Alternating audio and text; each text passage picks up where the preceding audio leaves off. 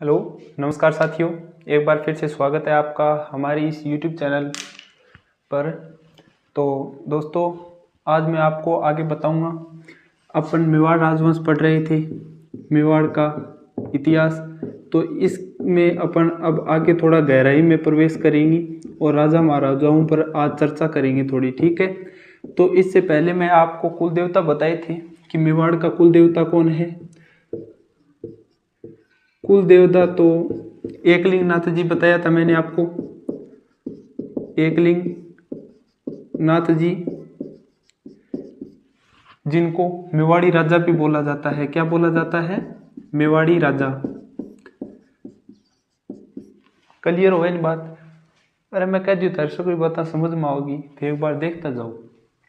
तो इनको मेवाड़ी राजा बोला जाता है। साथ ही साथ अगर कोई मेवाड़ का शासक कोई युद्ध लड़ने के लिए या फिर किसी भी कोई भी कार्य हो, अगर दूसरे राज्य में जा रहा होता है तो उस समय ये एकलिंग नाथ जी से उस शासक, मेवाड़ का शासक है, आशंका लेता था। आशंका, ठीक है। तो इसको क्या बोला जाता है? पिछली वीडियो में मैंने आपको बताया भी था। आशंका लेना यानी आशीर्वाद लेना। आशंका को आशीर्वाद ही बोला जाता है, ठीक है। आशीर्वाद लेना लेते थे बाहर जाते समय, ठीक है। अब इसके बाद आराध्य देव आता है कि आराध्य देव कौन है इन लोगों का। तो आराध्य देव तो है चार भुजा नाथ। चार भुजा नाथ, जिसका मंदिर कहाँ पर है? ये तो कुल देवता तो इनके एकलिंग नाथ जी हो गए, और आराध्य देव चार भुजा नाथ, जिनका मंदिर गढ़बोर राजसमंद में है। गढ़बोर राजसमंद में है दोस्तों, याद रखना। अब अगर कुल देवता है तो कुल देवी भी मिलेंगी। तो मेवाड़ राजवंश की कुल देवी कौन सी है वो मैं आपको बताता हूं, ठीक है। कुल देवी बाण माता है, जिसको बरबड़ी माता भी बोला जाता है। क्या बोला जाता है? बरबड़ी माता। बरबड़ी माता। अब कुल देवी है तो आराध्य देवी भी मिलेगी, यानी कुल देवता तो एकलिंग नाथ जी है, उसी प्रकार आराध्य देव चार भुजा नाथ हो गए, जिनका मंदिर कहाँ पर है? गढ़बोर राजस्थान। तो कुल देवी बाण माता है, तो कुल देवता एकलिंग नाथ जी। आराध्य देव चार भुजा नाथ है, तो आराध्य देवी चार भुजा देवी है। आराध्य देवी कौन सी है? चार भुजा देवी। याद रखना है, कंपटीशन एग्जाम में पूछ लिया जाता है। आप कंफ्यूज हो जाते हैं कई बार, मैंने देखा है। चार भुजा देवी, बात कंप्लीट। अब नैन्सी और टोड, इतिहासकारों की मैंने चर्चा की थी। किनकी? एक तो था टोड, दूसरा था नैन्सी, ठीक है। ये दोनों ये बात कहती हैं कि इन दोनों ने गुहिलों की कुल 24 शाखाओं का जिक्र किया था। कितनी? गुहिलों की कुल 24 शाखाओं का उल्लेख किया है। कुल 24 शाखाएं बताइए, समझ में? जी, फॉर एग्जाम्पल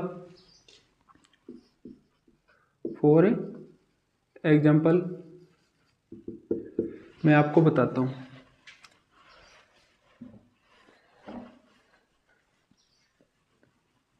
यहां पर लिखने की तो क्या जरूरत है, मैं बोलकर ही आपको बता देता हूं, ठीक है। तो जैसे फॉर एग्जाम्पल वागड़, चाकसू, कल्याणपुर, बेड़ा और मेवाड़ हो गई। क्लियर? ETC एग्जाम्पल के लिए मैंने आपको बताया है। टोड और नैन्सी ने गुहिलों की कितनी शाखाएं बताई हैं? 24 शाखाएं। फॉर एग्जाम्पल वागड़, चाकसू, कल्याणपुर, बेड़ा और मेवाड़, आदि आदि आदि आदि डैश डैश डैश हो गई। तो अब इसके बाद इसका अपन उल्लेख, अब शासन पर, यानी इसका जो प्रथम शासक है वो कौन हुआ था और किस तरीके से ये शाखा निकली, ये मैं आपको बताता हूँ। तो प्रथम शासक पर अपन चर्चा करेंगे कि ये आखिर ये आए कहां से, मेवाड़ का शासक यानी शासन शुरू किस तरीके से हुआ राजवंश, ठीक है। तो ये बात है वल्लभी की। वल्लभी कहां पर पड़ता है? मैंने आपके आगे जिक्र किया था, वल्लभी कहां पर है? गुजरात, ठीक है, यहाँ का शासक था शिलादित्य। शासक कौन था? शिलादित्य। तो उस समय शिलादित्य पर बाहरी आक्रमण हो रहे थे। उस समय शिलादित्य पर बाहरी आक्रमण हो रहे थे और इनकी पत्नी थी पुष्पावती। क्या नाम है? पुष्पावती। ठीक है, तो उन आक्रमणों के समय पुष्पावती अंबा माता के दर्शन करने के लिए, किसी माता के दर्शन करने के लिए, किसी तो क्या अर्बुदा माता, जिसको अपन क्या बोलते हैं? अंबा माता। ठीक है, तो उनके दर्शन करने के लिए गई हुई थी। कहां पर? माउंट आबू साइड में। ठीक है, माउंट आबू साइड में। यहां पर इसकी मुलाकात एक अन्य महिला से हुई जिसका नाम था कमलावती। क्लियर? ध्यान से देखना यहां पर कि वल्लभी गुजरात में पड़ता है, यहाँ का शासक था शिलादित्य। शिलादित्य पर बाहरी आक्रमण हो रहे थे, तो इसलिए ये मन्नत मांगने के लिए, इससे माता का दर्शन करने के लिए आई थी, अर्बुदा माता, अंबा माता जिसको बोला जाता है। और मंदिर कहाँ पर पड़ता है? माउंट आबू में। तो यहाँ पर पुष्पावती इनकी पत्नी थी, तो पुष्पावती की मुलाकात कमलावती से होती है। पुष्पावती की मुलाकात किससे होती है? कमलावती से। तो कमलावती कौन है? यानी यहाँ पर ये मन्नत तो मांग लेती है, लेकिन इसके बाद इसको एक बच्चे की प्राप्ति होती है, यानी यहाँ पर डिलीवरी हो जाती है, ये पेट से होती है उस समय जब ये दर्शन करने के लिए आती है। तो किसी गुफा में, एक गुफा में बच्चे को जन्म देती है। गुफा में बच्चा जन्मता है, जन्म देती है। तो गुफा में जन्म देने के कारण नाम पड़ गया गुहा, गुहादित्य। ठीक है, गुहा से, गुहा यानी गुफा। तो जन्म तो पुष्पावती ने दिया, लेकिन पालन पोषण किसने किया? कमलावती ने। किसने किया? कमलावती ने। तो कमलावती एक प्रकार से इसकी दाई माता हो गई। कौन हो गई? दाई मां। जो मैं बता रहा हूं वो समझ में आ रहा है ना? एक बार फिर से बताता हूं। ये तो मैंने आपको बता दिया कि टोड नैन्सी गोयलों की 24 शाखाओं का वर्णन करता है, उल्लेख करते हैं। तो उनमें से कौन सी महत्वपूर्ण? वागड़, चाकसू, कल्याणपुर, बेड़ा और मेवाड़ आ जाती हैं। और प्रथम शासक यानी मेवाड़ राज्य में शुरू किस तरीके से होता है? तो वल्लभी का कोई शासक होता है, शिलादित्य। शिलादित्य पर आक्रमण हो रहे होते हैं, तो उसकी पत्नी पुष्पावती एक माता के दर्शन करने के लिए माउंट आबू गई हुई होती है, अर्बुदा माता, जिसको अपन अंबा माता भी बोलते हैं। पत्नी का नाम क्या है? पुष्पावती, जो दर्शन करने के लिए आई। यहाँ पर इसकी एक अन्य महिला से मुलाकात होती है, कमलावती। कमलावती से मुलाकात होती है। पुष्पावती यहाँ पर एक गुफा में एक बच्चे को जन्म देती है जिसका नाम होता है गुहादित्य। तो गुहादित्य को जन्म तो देती है पुष्पावती, लेकिन पालन पोषण कौन करती है? कमलावती। तो दाई माता हो गई है प्रकार से गुहादित्य की। तो अब अपन गुहादित्य के बारे में चर्चा करते हैं। ठीक है, गुहादित्य के बारे में पढ़ते हैं। चलो एक बार ये सब मिटो देता हूं मैं।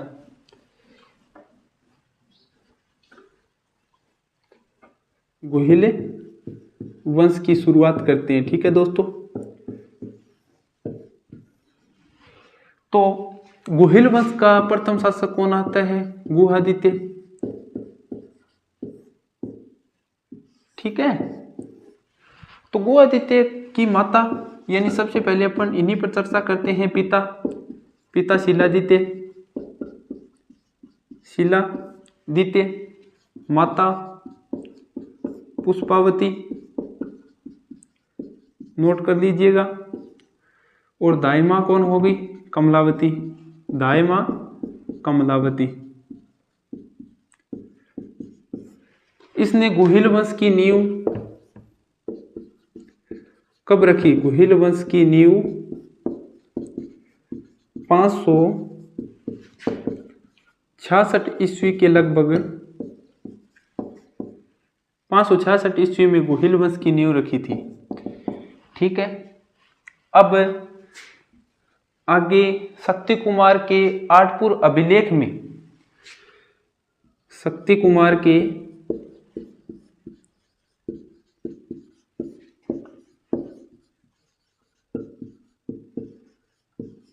आठपुर अभिलेख में आठपुर अभिलेख में इन्हें वल्लभी का शासक ही बताया है। वल्लभी का शासक ही बताया है। किनके लिए कहा है ये शक्ति कुमार के आठपुर अभिलेख में? गुहिलों के लिए ये बात कही गई है। ठीक है, गुहिलों के लिए। गुहिल वंश की नींव 566 ईस्वी में रखी गई। आपका जाहिर सा क्वेश्चन होना चाहिए कि ये बात कहां पर लिखी हुई है। ठीक है, तो ये किसके अनुसार है? डेट है गौरी शंकर। एग्जाम में वेरी वेरी इंपॉर्टेंट है, ऊपर लिख देता हूं मैं, यहां पर इंपॉर्टेंट लगाकर लिख लेना आप। ठीक है, ये किसके अनुसार है? गौरी शंकर हीराचंद ओझा के अनुसार।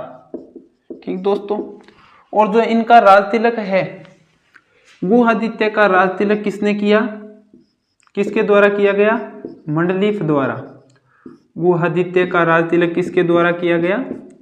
मंडलीक द्वारा। इन चीजों को रिपीट करवा देता हूं। गुहिल वंश के बारे में अपन पढ़ रहे हैं। तो गुहादित्य के पिता का नाम शीलादित्य, माता पुष्पावती, और दाई कौन होगी? कमलावती, क्योंकि पुष्पावती ने जन्म दिया। शुरुआत से आपको करवा देता हूं। मैंने वीडियो में क्या बताया कि इसका आराध्य कुल देवता कौन है? एकलिंगनाथ जी, जिसको मेवाड़ी राजा बोला जाता है। साथ ही साथ जब कोई राजा दूसरे राज्य में जाता है तो उसे आशीर्वाद लेकर ही बाहर जाता है अपने राज्य से। फिर आराध्य देव की बात आती है तो वो 4 भुजा देव है, जिसका मंदिर गढ़बोर राजसमंद में है। इसके बाद बात आती है कुलदेवी की। कुलदेवी बाण माता है, जिसे बरबड़ी माता बोला जाता है। इसके बाद आती है आराध्य देवी। तो आराध्य देवी है 4 भुजा देवी। कलियर हो जाना चाहिए। साथ ही साथ कौन आती है? 4 भुजा देवी। फिर अपन बात करते हैं कि प्रथम शासक, आखिर ये मेवाड़ राजवंश शुरू किस तरीके से हुआ? तो कोई वल्लभी का शासक था, शीलादित्य। वल्लभी कहाँ पर पड़ता है? गुजरात में। तो इस पर आक्रमण हो रहे थे। पुष्पावती इन आक्रमण के टाइम में ही एक माता के दर्शन करने के लिए माउंट आबू में गई थी, और वहां पर उसने दर्शन किए अर्बुदा माता का। ठीक है, जिसको अंबा माता भी बोला जाता है। क्या बोला जाता है? अंबा माता, अन्य नाम भी है। तो इसके दर्शन करने के बाद इसकी एक मुलाकात हुई अन्य महिला कमलावती से। तो यहाँ पर माउंट आबू में एक बच्चे को जन्म दिया पुष्पावती ने। गुफा में एक बच्चे को जन्म दिया, जिसका गुफा में जन्म देने के कारण नाम पड़ गया गुहादित्य। ठीक है, तो पुष्पावती ने तो जन्म दिया, लेकिन उसका पालन पोषण जो है, आगे का कार्य, उसको पाल पोष कर बड़ा करने में सहायक कौन हुई? कमलावती। तो इसको दाइमा बोला जाने लगा। अब बात आती है गुहिल वंश की। तो गुहिल वंश का प्रथम शासक हो गया गुहादित्य, जिसने नींव रखी 566 ईस्वी में। गौरी शंकर हीराचंद ओझा के अनुसार ये बात कही गई है कि इसने गुहिल वंश की नींव कब रखी? 566 ईस्वी में। इसके बाद बात आती है शक्ति कुमार के आठपुर अभिलेख में इन्हें वल्लभी का शासक ही बताया है। किनको? गुहिलों को। मंडलीक द्वारा इसका राज तिलक किया गया था। क्या किया गया था? राज तिलक। ठीक है, बात समझ में आ गई? नहीं बात समझ में आ गई? आ गई होगी। समझ में आ गई तो चैनल ने सब्सक्राइब कर दो। चैनल को सब्सक्राइब कर लीजिए दोस्तों, ताकि आने वाली और इम्पोर्टेंट वीडियोज की नोटिफिकेशन आपको मिलते रहें। समझ में आ गई बात?